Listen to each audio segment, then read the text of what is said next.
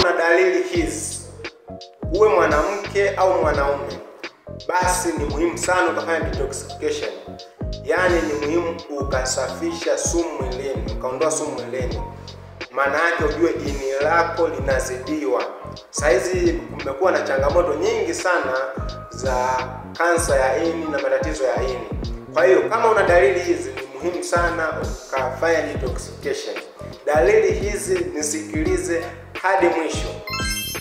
1. Kupata mkojo wa njano. Kama unapata mkojo wa njano uliozidi, basi kuna uwezekano sumu imezidi mwilini. Kupata infection za mara kwa mara, kupata maambukizi ya mara kwa mara, kama ya UTI mara kwa mara, inawezekana ni kwa sababu una sumu mwilini na kinga yako imekuwa dhaifu.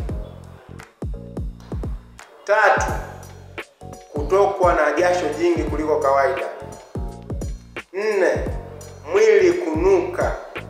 Baada ya muda mfupi unakuta mtu mwili unanuka. 7. Hali ya kuchoka kila mara.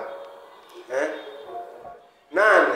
Kuwashwa mwilini. Kama una hali ya kuwashwa, inawezekana umetumia vipodozi za dawa tofauti kwa ajili ya kuondoa hali ya kuwashwa, lakini bado hali yako ni mbaya.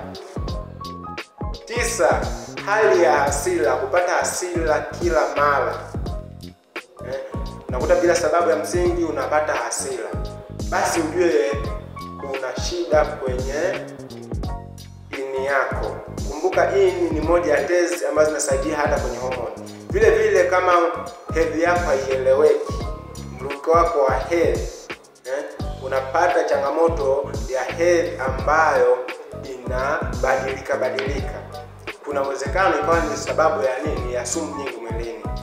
Na unaweza kutumia dawa nyingi sana bila kupona magonjwa tofauti kwa sababu tu ya sumu ambazo zimezidi mwilini. Hivyo basi, kama unaona una dalili hizi, tafadhali wasiliana mimi kwa ajili ya matibabu na ushauri. Unaweza ukajitibu ukiwa nyumbani, aidha nikakushauri kulingana na hali yako ukapata tiba ambayo itaenda kusaidia kumaliza tatizo. Asante, usisahau kulike, kucomment na kushare kwa wengine ili nao wajifunze. Nikutakie wakati mwema.